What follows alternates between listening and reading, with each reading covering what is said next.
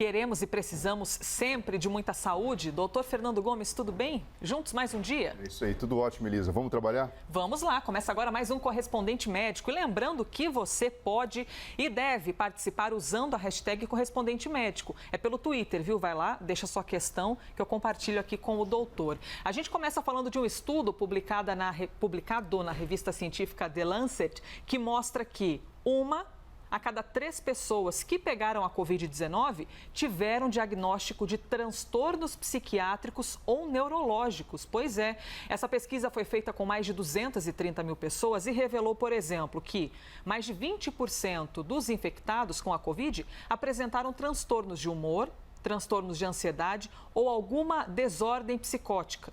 Mais de 6% tiveram problemas com abuso de substâncias e mais de 5% tiveram problemas com insônia. De acordo com o estudo, a incidência desses transtornos é ainda maior em pessoas que foram internadas em UTIs. 46% dos pacientes que precisaram de terapia intensiva apresentaram esses transtornos. Doutor Fernando Gomes, então aos poucos estamos percebendo que o pós-Covid ainda pode ser bastante delicado, né, para boa parte dos infectados curados. Existe uma síndrome pós-Covid que aos poucos a gente vai delineando e no que concerne a saúde mental, isso fica cada vez mais claro. Você vê, os números não são pequenos, estamos falando de 30% em geral e 46% de pessoas que tiveram a sintomatologia grave e necessitaram de terapia intensiva como parte do tratamento. Isso mostra o que, Elisa? Que a gente tem uma abordagem do coronavírus contra a nossa pessoa de duas formas. Uma delas através do problema biológico propriamente dito. E talvez essa seja a explicação principal para as manifestações neurológicas. Então aqui eu digo o vírus entrando dentro do sistema nervoso central, provocando pequenos trombos, provocando lesão no parênquima cerebral, na massa cerebral propriamente dita. E uma outra abordagem contra a nossa pessoa do coronavírus é a questão psicológica, que acaba envolvendo toda essa questão psíquica, então aumentando o transtorno de ansiedade, pessoas que têm uma tendência já genética de apresentar depressão, abrindo o quadro de depressão, a necessidade do abuso de substâncias como rota de fuga, muitas vezes fazendo malefício. Então a gente percebe que é uma situação complexa e é uma situação que a gente já previa lá atrás. Porque não é só a questão de combater o coronavírus, a própria questão da mobilização da população em ajustar o comportamento, no distanciamento social e todo o medo, na verdade, que existe com o impacto das mortes chegando cada vez mais perto da gente, né, através de amigos, enfim, parentes, familiares ou conhecidos que venham tendo um desfecho negativo, sim, faz com que a gente tenha esse medo que acaba assolando o cérebro e propiciando essa abertura de um quadro que é bastante complicado. Por isso que reconhecer essa síndrome pós-Covid é extremamente importante, Elisa. Pois é, aquele processo de reconhecer e aceitar que aquilo está acontecendo. Então, doutor, para quem está assistindo a gente agora, recuperou-se da Covid, ainda bem, mais de 11 milhões de brasileiros já passaram por essa experiência e estão recuperados. De fato, é preciso procurar um atendimento? É preciso se preocupar em pensar, puxa vida, será que eu estou com uma lesão cerebral? É algo muito mais grave? Ou é uma questão comportamental? Porque do nada a vida das pessoas vira de cabeça para baixo. Você tem uma rotina, tem um dia a dia, um horário feito com o seu trabalho, você tem de abrir mão disso tudo e se colocar numa situação de quarentena em que você fica isolado sem as pessoas que você ama e pensando 24 horas, será que vai ficar tudo bem? Isso tem um efeito grande, né? Mas é preciso procurar um atendimento? É preciso, porque uma vez que existe um diagnóstico que pode ser estabelecido, e a gente está falando aqui de uma síndrome pós-Covid, você pode imaginar, por exemplo, no consultório eu consigo fazer um check-up pós-Covid. Muitas pessoas chegam para a gente, Elisa, dizendo: minha atenção reduziu, minha memória de curto prazo, que já não estava muito boa, piorou de vez.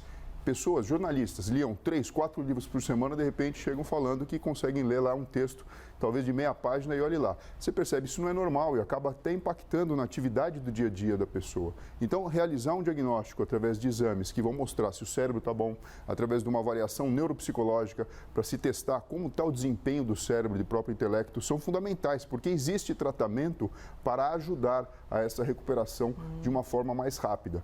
Eu acredito que todos esses distúrbios acabam tendo uma abordagem que vão necessitar de uma visão multidisciplinar. Então, você imagina, existem questões que têm a ver com a psiquiatria, tem questões que têm a ver aí com a neurologia e assim sucessivamente. Então, é importante a gente ter esse olhar diferenciado, porque acaba sendo aquela questão, sabe, do pós-guerra. Você tem um problema maior, então você resolve a situação, salva de uma forma emergencial quem está sendo acometido pelo coronavírus, mas existem sequelas que estão sendo detectadas e que são passíveis de reconhecimento e tratamento. Então, isso é extremamente importante e é importante mesmo que as pessoas estejam com a cabeça funcionando bem, porque como é uma luta de longo prazo, a gente está vivendo uma situação de resistência, esse reconhecimento e esse tratamento é fundamental para a saúde do país. Excelente, hein? Muito bem explicado pelo Dr. Fernando Gomes. Se você tiver alguma questão, quer mandar para a gente, hashtag correspondente médico, viu? Enquanto a gente vai trazendo os outros assuntos, a gente também fica ligado aqui no que vocês estão dizendo.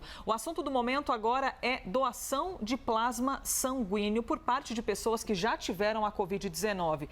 Qual é o objetivo? É ajudar o desenvolvimento de um método experimental de tratamento da doença. Esse método é proposto pelo Instituto Butantan e a entidade começou a receber doações de plasma em hospitais de Ribeirão Preto, interior aqui do estado de São Paulo. A ideia do tratamento é que anticorpos presentes no plasma doado se liguem ao coronavírus presente no corpo do receptor para neutralizar o vírus. Doutor Fernando Gomes, é mais uma tentativa de ajudar quem está infectado pela doença, mas seria um tratamento, por enquanto, experimental. Mais ou menos assim, Elisa. A pessoa teve coronavírus, ela teve o sistema imunológico dela estimulado para produzir defesa contra o coronavírus e ela faz, depois que ela passou pela situação da doença, ela faz a doação desse sistema imunológico enriquecido e específico, então a gente está falando aí dos anticorpos, para uma outra pessoa que ainda não lidou com essa situação de uma forma eficiente ou talvez esteja lidando pela primeira vez. E na prática, o que isso faz na pessoa de quem recebe... Eu posso chamar de medicação? Não é medicação que a gente chama, né, Seriam doutor? Anticorpos, né, que vão acabar vindo junto com todo o sistema de defesa que faz exatamente vem. Combate o coronavírus. Então, o coronavírus ele está entrando dentro do corpo, provocando a doença e, de repente, você dá ali uma dose adicional de reforço para combater, através do sistema imunológico, o coronavírus que está infectando a pessoa. Então, isso é bem diferente da vacina, por exemplo. A gente está falando de coisas diferentes. Sim, porque na vacina eu provoco o próprio sistema imune a produzir anticorpos. Aqui eu estou pegando anticorpos que foram feitos naturalmente pela pessoa que teve o coronavírus e estou doando para uma outra pessoa. É lógico que na teoria isso é fácil e até mesmo uma criança é capaz de desenvolver esse raciocínio. Mas qual que é a dificuldade técnica? Você conseguir reconhecer isso, extrair de uma forma satisfatória esses mediadores, essas proteínas que vão combater, aplicar na outra pessoa e, de fato, isso fazer o efeito desejado. Interessante, hein? E para a pessoa poder doar, quais são as regras? Por exemplo, tem gente que tem a Covid e não desenvolve anticorpos durante um tempo, mas, em teoria, para conseguir ser um doador, você tem de ter os anticorpos da doença. Tudo passa mais ou menos como as mesmas coisas que a gente utiliza para doação de sangue em geral, mas com a característica de que é necessário que a pessoa tenha tido coronavírus para poder ter o seu sistema imunológico enriquecido a ponto de doar o plasma. A recuperação entre a doença de 30 a 60 dias... um período maior, então. Sim, mas não mais do que isso, porque você acredita que durante esse período os títulos, a quantidade, a concentração de anticorpos capazes de neutralizar o coronavírus estão maiores. Então, dessa forma, você teria aí o soro enriquecido capaz de ajudar a pessoa a combater o coronavírus. Doutor, já tem uma dúvida aqui nessa questão. Isso significa também que ainda não sabemos se depois de muito tempo a pessoa ainda tem anticorpos suficientes no corpo? Exato, isso mostra que a gente ainda não tem essa certeza absoluta. E os anticorpos aqui não são sempre aqueles que a gente dosa normalmente num exame sorológico, sem ser aquele através de se procurar os anticorpos que são neutralizantes, específicos para combater o coronavírus. Mais características, então, aqui também a questão da idade, doutor. Sim, como a doação de sangue, né? Entre 18 e 60 anos tem uma questão relacionada com o peso também. Você imagina, pessoas com muito pouco peso ou crianças não poderiam ser doadoras. E homens são doadores preferenciais em detrimento a mulheres que já tiveram filhos, porque durante o processo da gestação existe toda uma reação complexa do sistema imunológico, porque você imagina o seguinte, né, Elisa? Durante uma gestação, você tem metade da carga genética vindo de você mesma através do seu óvulo e outra metade vem de uma pessoa que é estranha ao seu sistema imunológico. Então, existe um estímulo diferente do sistema imunológico que produz anticorpos, que quando você faz a seleção, e você não está nem pensando nisso, isso pode provocar reações adversas nas outras pessoas. Então, acaba priorizando homens de uma forma especial. Tá aí, então, a explicação desse método que foi proposto pelo Instituto Butantan, a possibilidade de utilizar os plasmas e a doação de plasma para pessoas que estão passando pela Covid-19 neste momento. Você tem dúvidas? Manda aqui para a gente. Deixa eu aproveitar e já abrir aqui o Twitter, porque depois o pessoal fica dizendo, Elisa, você pede pergunta, depois não lê, eles depois não querem mais ser meus amigos. Eu já quero ler aqui uma questão. Vamos ver, doutor Fernando Gomes. O André está dizendo o seguinte: o efeito da Covid no cérebro afeta até a interação pessoal? A exemplo principal dos divórcios de casais que disparou durante a pandemia. Olha só onde ele já está entrando por aqui, porque é uma questão comportamental muito relevante, né, doutor? Sim, quando a gente estuda uma coisa chamada neurociência do amor, a gente percebe que uma coisa mais complexa está acontecendo no momento. Então, de uma forma abrupta, a vida de todo mundo precisou mudar. Então, diversos casais que praticamente não conviviam mais, como no começo do matrimônio, passaram a ter que conviver muito mais perto. E aí, as diferenças, ou as semelhanças, ou a forma legal de pensar junto ou não, ficaram mais evidentes. Então, isso, sem sombra de dúvida, refletiu no número de divórcios, também como no surgimento de novos relacionamentos, porque a regra do jogo parece que mudou. E ficou muito mais importante aquelas coisas que de fato impactam na nossa vida, tanto emocional como física. Muito legal, André, você ter mandado essa pergunta aqui para a gente. Nos deixou, inclusive, a inspiração de voltarmos a falar sobre isso, né, doutor? Desses efeitos psíquicos nos relacionamentos. Sim, podemos e os relacionamentos são extremamente importantes, né, para a manutenção da nossa saúde, tanto física como emocional e psicológica, Elisa. Temos mais perguntas agora aqui em nosso telão, viu? Vamos ver quem está fazendo alguma pergunta para o doutor Fernando Gomes. Vai aparecer aqui para mim? Pronto. Altair de Almeida. Obrigada, viu, Altair, pela sua participação.